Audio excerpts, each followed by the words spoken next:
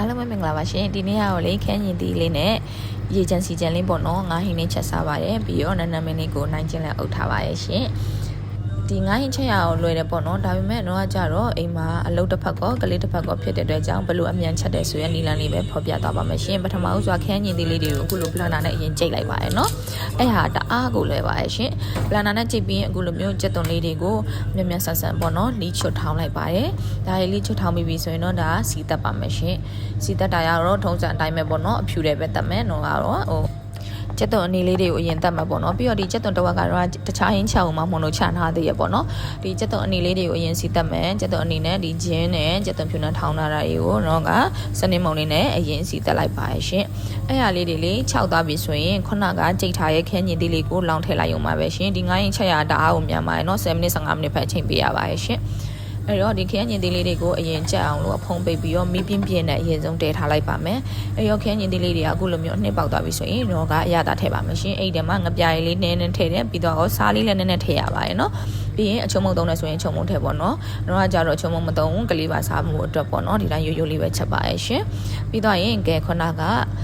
လုံထားတဲ့ငါးလေးတွေကိုထည့်ပါမယ်ရှင်ငါးရတော့စားရဲစနွေရဲနဲ့ထားပြီးသားပါနော်အဲ့ဟာလေးတွေကိုခရမ်းညင်သည်နဲ့အနှစ်ပေါက်တဲ့အထိအဖုံးလေးအုပ်ပြီးတော့ထားလိုက်ရုံပါပဲ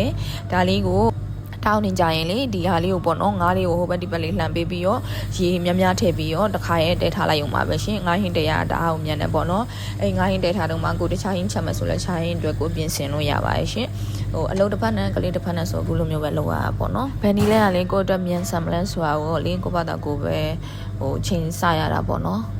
ဒါလေးငါးဟင်းလေးကိုရေလေးနဲ့တည်ထားတော့မှတော့ကကြတော့ငပိရေကျိုးဖို့အတွက်လုပ်တယ်ပေါ့နော်ငပိရေကျိုးတဲ့မှာထည့်မယ်ကြက်သွန်အဖြူတို့ငရုတ်သီးစိမ်းတို့ကိုလည်းတော့ကကျိတ်ဆက်နဲ့ပဲအမြန်ဆုံးကျိတ်လိုက်ပါရဲ့ရှင်အခုကျိတ်ဆက်နဲ့အမြန်ဆုံးကျိတ်ထားပြီးရဲ့ဟာကိုငပိရေလေးကျိုးပြီးတော့ဒါထည့်လိုက်ရုံပါပဲပေါ့နော်ငပိရေကျိုးလေးတစ်ခွက်လည်းရတာပါပြီပြီးတော့ရင်လေတော့တိုးစရာလေးလည်းနည်းနည်းပြင်ဆင်တယ်ပေါ့နော်ဒီတိုးစရာပြင်ဆင်တဲ့အပိုင်းလေးကိုတော့ကမရိုက်ပြတော့ပါဘူးနော်အခုဆိုရင်ငါးဟင်းနဲ့လိုက်ဖက်တဲ့ငပိရေကျိုးလေးရဲ့ငါးကိုရေချမ်းစီချမ်းလေးခရမ်းရည်ဒီအနှစ်လေးနဲ့ပေါ့နော်နန်းနန်းမင်းလေးနိုင်ခြင်းနဲ့